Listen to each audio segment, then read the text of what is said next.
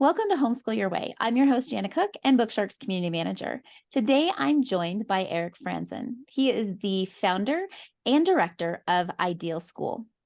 Ideal School is an internationally accredited, I want to get all the points here, online dual language immersion school. Now, as a homeschool family, you might be wondering, why is Janna talking about this today? Well, I'm glad you asked. I'm talking about it because Eric's school is actually a place where homeschooling families can find education alongside what they're already doing, or if they're looking for something in particular, they have a place for homeschoolers. And Eric's going to talk about the community that he has created in this school. So let me introduce Eric. Thank you so much, Janna. Really appreciate your the opportunity and the invitation today.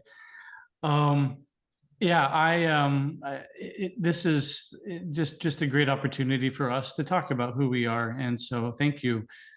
We are a Seattle-based, like you said, internationally accredited online dual language immersion school, and we have multiple ways that we support families. We have many families who are homeschoolers, and we're grateful for the opportunity. And we are very unique in the sense that our vision was always to connect students from North America to South America and everything in between, and one day hopefully get across the Atlantic. We've had a few families in Europe, but hopefully spread across and give students an opportunity to have live dual language immersion interaction with real students and teachers. So on the surface, I think as a homeschool parent, my first thought is, how does this school want to partner with homeschooling families? So why don't you just jump in and explain how or what your vision is for a family who is chose to homeschool, and yet you're opening your organization and saying, here's what we can offer you as a homeschool family.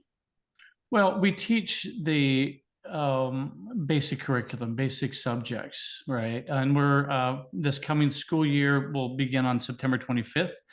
And we are a K-9 school, and every year we've been growing, and we'll continue to grow yearly until we get to K-12. And so for those homeschool families, we have quite a few who are doing something at home, but they would like to have a little support. So we can offer, whether it's science and STEM, science, technology, engineering, and math, whether it's mathematics, whether it's English language arts, Spanish language arts, or history. And obviously they get more complex as you go up the grade levels. But if a family is looking for support in one or more of those areas, we integrate them into our program, where we have students who are doing it full time and doing the full program, but they become part of our family, regardless if they're just getting support for one class. So the idea of an online dual language immersion, where did that come from? What was your inspiration? Because I have personally had experience friends who have had children in dual language or immersion classes, but I've never heard of anything where it's been on an online platform. Yeah, no, that's a great question. It came from professional experience. I have 20 years of professional experience. Started as a paraeducator, as a teacher at the high school level, was an administrator at the elementary level, also taught dual language at the elementary level.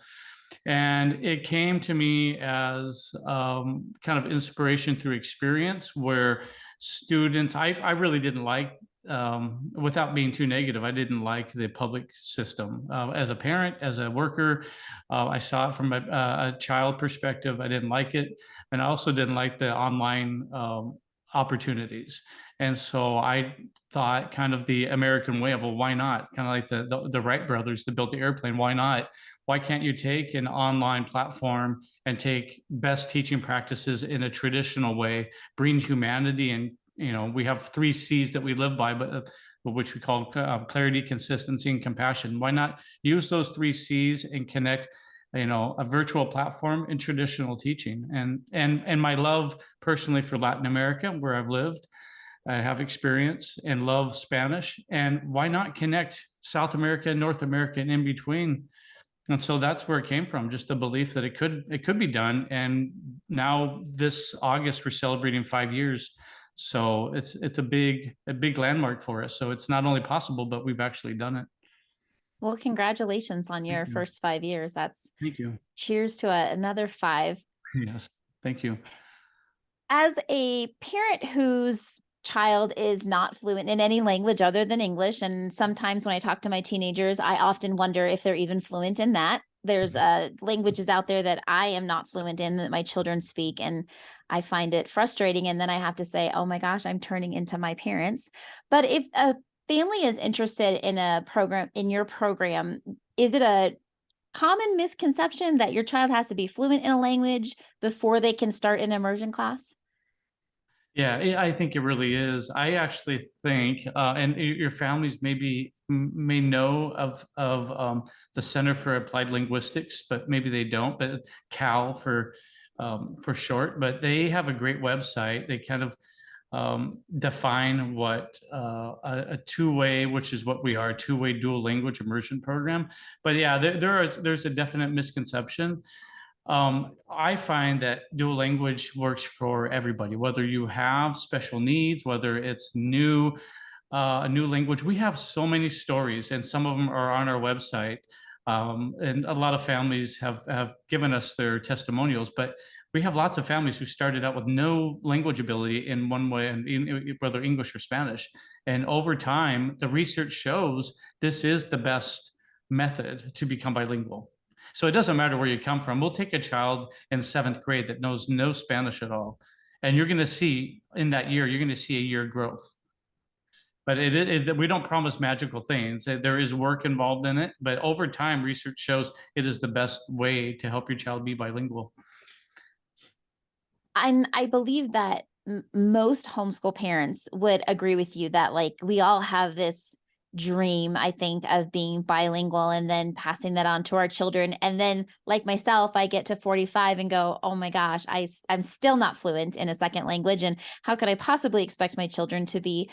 What has been your experience, the research that you've done? What are the benefits of this type of learning for students? Well, if you go to our website at idealschool.education, I kind of lay out, there's 3 of them, and I'm going to just go and I don't want to butcher, but there's 3 really essential benefits. And number 1, the research shows that there's improved career opportunities. Obviously, in the United States, there's a large population of Spanish speaking people. And so whether you go into whatever career you go into, you're going to have more career opportunities. The research shows brain development is aided by learning a language. And early graduation, it shows a two-way dual language immersion program. Research shows that students are better prepared than their monolingual counterparts to be successful at high school and beyond, and to graduate earlier. Actually, we have a site. I'm sorry, but I'd like to give one case in our school.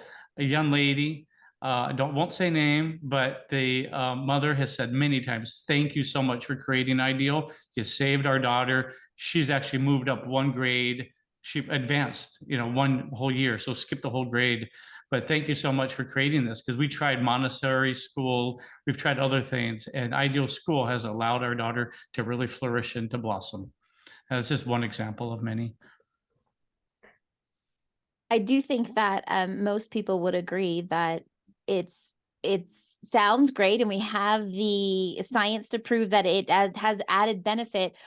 In your experience, why do you think that, I would say, most Americans or majority of Americans don't speak a second language? Why would you, if I was a family sitting in front of you saying, convince me that this is really going to, enhance my child's education? Well, I think when I was growing up, you'd have to convince more than you do today. I think it's pretty obvious today that we're living in a more global and more diverse economy. Um, I think as a parent myself that I want opportunities for our children. And I know, regardless of where they live, but if they can speak, read, write, communicate, fluently in Spanish and English, their opportunities are going to be greater. So, and you get to connect with people. I mean, you're limited to who you can have relationships with and communicate with if you're only monolingual.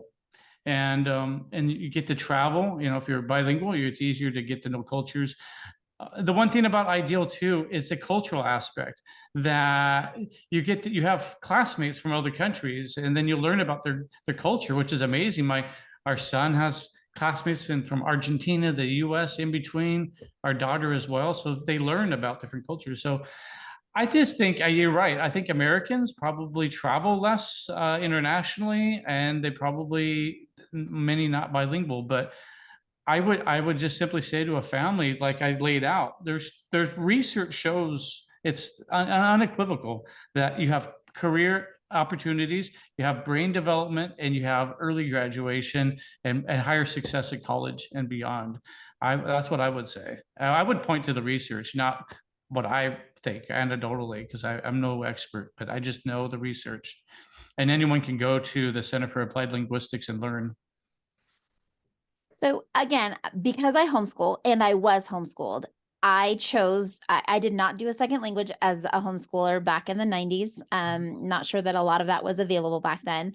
So when my daughters got to be of high school age, I outsourced and said, okay, you guys are going to learn a second language. Where one of them chose Spanish, and she did almost, she did 1 year of it and couldn't speak a lick of it, didn't understand any of it. And I thought, this is the traditional model, and it's not working for anybody. My husband will tell you he did 4 years of Spanish in high school. He can't speak a lick of it. I mean, that's pretty much like, I do these like informal surveys all the time because I'm always fascinated that I don't have a second language. And so wasn't given the opportunity. So I look at these people who have been given a traditional opportunity, and nobody can speak a second language, no matter how long they took the classes.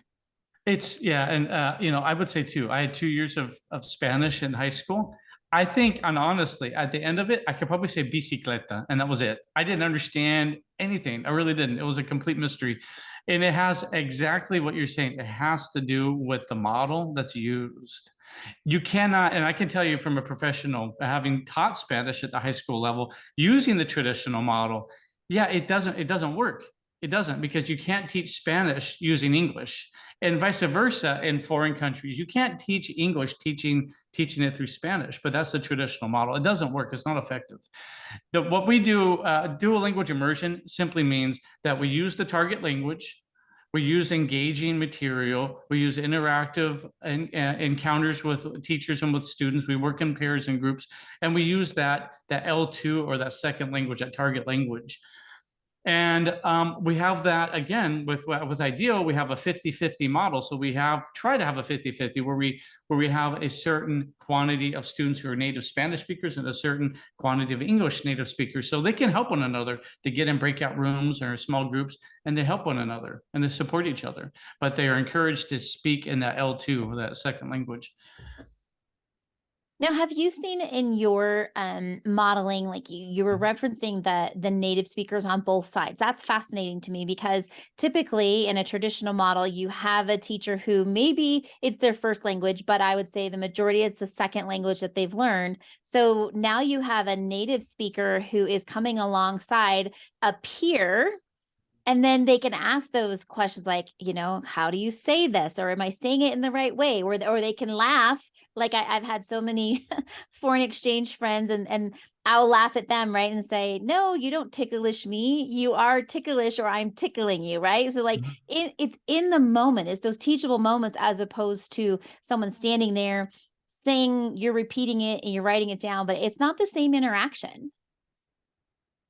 No, it's not. And again, in a traditional model, in a dual language traditional model, you would have a mix of native Spanish speakers and native English speakers, but you don't get you don't get that, you don't really get the diversity like we do. I mean, literally, we have students 7,000 miles away, down by the Patagonia, all the way up here. We've had families up to Canada. You don't really have that, and it's and it is an amazing process, and definitely there's no doubt about it. We've had families who stayed with us now going on 4 years in a sense, the very beginning, and the progress is undeniable. Families now pay a year in advance, the whole year, where at first, of course, they're trepidatiously like investigating and asking questions, but then at the end, they're not even thinking. They're like, oh yeah, yeah, for next year, yeah, give me the bill. I'm happy. We're happy with Ideal. Our daughter is improved. Our son is improved. It's amazing. You know. And you'd mentioned the community that you guys are building. Can you just kind of touch on that a little bit? Like, yes, we're learning about different cultures because Mhm. we have students from different places, but what are you guys intentionally doing to help create that community inside your school? Yeah. Well, that's great. We actually today, we every week or every month, I should say, every month we have what we call a community advisory committee made up of parents and staff and then myself, and we are driving the mission and vision of the school. And so parents actually have a voice in what we're doing. Students are we have every week we have a social group for each of the classes, so they can just hang out and talk and just interact and socialize in a safe way. We do art classes, and that's not additional cost. We have a professional artist who teaches, and kids get to interact and have fun doing that. Next year, we are working on a pilot program for a music program, which is going to be like a performance based, where our goal is to actually have produced pieces that can be shared, sold, downloaded. And actually it's a family, a parent who's a music director at a university, and so we have a saxophonist who's going to be a world-class saxophonist who's going to be our coordinator. And so again, we're building these little communities through art, through music, through social groups, through parent committees. So I hope that answers, but those are some of the things we're doing. It does. It does. Now, pardon my ignorance, but are musical notes international? Yeah, for sure, it's a different language, and I say, and I think again, like language learning, music is so beneficial for the brain. And so we want to pilot a program, and then we want to show everybody how fantastic this is, and then make it part of an integrated part of the school year for everybody. Yeah. Yeah. Well, I think it's amazing finding these different avenues that we as humans can connect regardless of our culture or our native language or any of those things. I think any way that we can show how we're more alike than we're different Mhm. is beneficial to our future and our children's future for sure. Absolutely. Well, what Absolutely. about a homeschool hack for our listeners? What's a hack or an educational hack that you have that could benefit, like, hey, this was great. Thanks for the information, but you're going to blow their socks off with like this groundbreaking idea that some little thing that they could be doing at home in their homeschool or life that could be life changing. Um, I don't. I'm not going to give anything too profound. I could just say, from my perspective as a parent, I think it's so important that you help your child to develop their talents and find those talents. I'll just give an example of our son who just turned 9.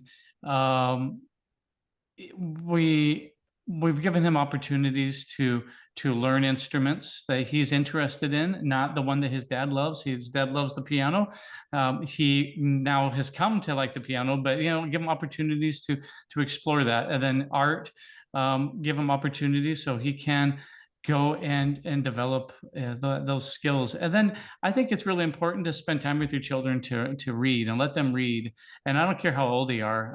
I think it's especially in a bilingual household, or trying to be bilingual, you want to sit down and listen and give them opportunities to find literature that they're interested in, and listening to them, and encouraging them and giving lots of praises. So I don't have a lot of super secret anything, but this is what's worked for us. And then again, if you want to be bilingual, it's really important that you try to speak the language. And so families, it's something that families, and something that we support as well at Ideal. We've had classes for parents. So if you're enrolled in Ideal and a parent wants to learn Spanish, then we definitely will be there to help support you with that in parent groups.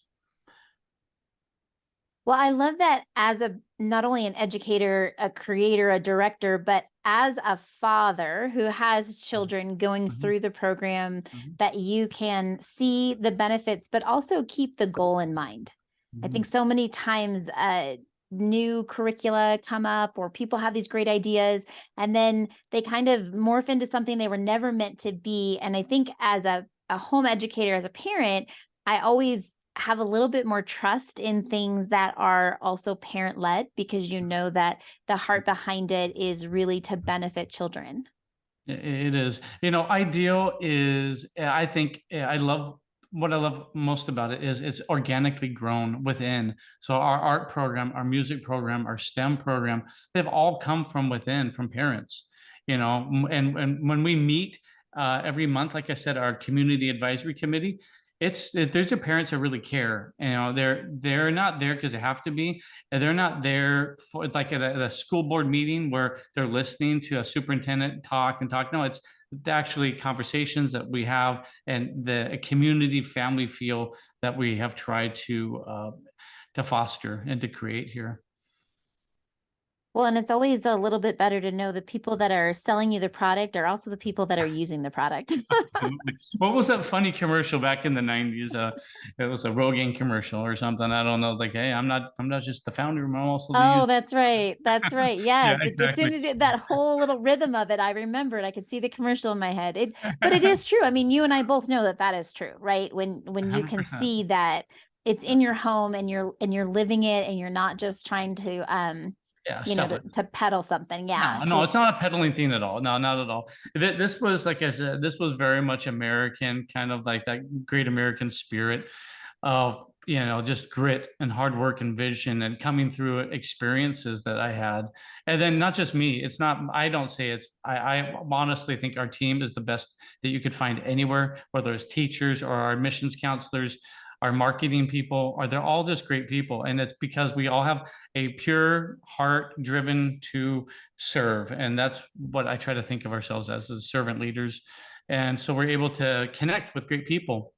And no, it's not this was created before COVID helped to open up Latin Americans' eyes, to the possibilities of online learning. And then they continue, COVID, in a lot of ways, people think that that's gone away and not, a factor, but they continue to be with us because they see the value. And we'll continue to find more. And we are excited that 2023 will be a breakout year, guaranteed, for Ideal, with all the efforts and with connecting with people like you. And I really mean that. Eric, can you just briefly share about what you guys are doing in South America? Because not only are you creating connection within your Mhm. communities, but and then within the students in those communities, but what are you guys like on the ground doing in South America? Yeah, that's a great question. Well, we currently are supporting a school in the island country of Aruba that we've been doing it now. We'll be going on this August, September will be 4 years. That they educate refugees, or they support refugees from Venezuela and other countries. And we've been supporting them in an asynchronous program. So where they have the ground level people to support the children. We supply the curriculum, we supply the testing, we supply the support to the teachers. So we're doing that for that group. We also have a really exciting program in Venezuela that we're collaborating with a school where we're actually going to be teaching. We are actually going to be teaching through our virtual platform, teaching conversational English to a school of about 250 students in Venezuela starting in September. And we have put out grants, U.S. grants, in Guatemala and in Peru. You never know how that works out. But my heart, I lived in Guatemala. I would like Ideal School to get to a level where we actually we're on the ground and actually providing free education that's world-class, great education, traditional education for the really poorest in Guatemala, and maybe one day, expand it. Not looking for anything other than a ground for us to use for training for teachers that want to work at Ideal, but to give great education for the poorest that you can imagine in Latin America. Well, I think with a mission like that, it's hard to deny that the things that you are doing, not only for American students connecting with Latin American students, but what you're doing to improve the lives of children in South America, I think is phenomenal. Sure. So thank you for building into our global community in that way. Before we go, Eric, do you have anything else that you want to share with our audience? I would just say anyone that's interested, we have a great team that is here to answer any of your questions. We do live open houses that are free on Fridays and Saturdays.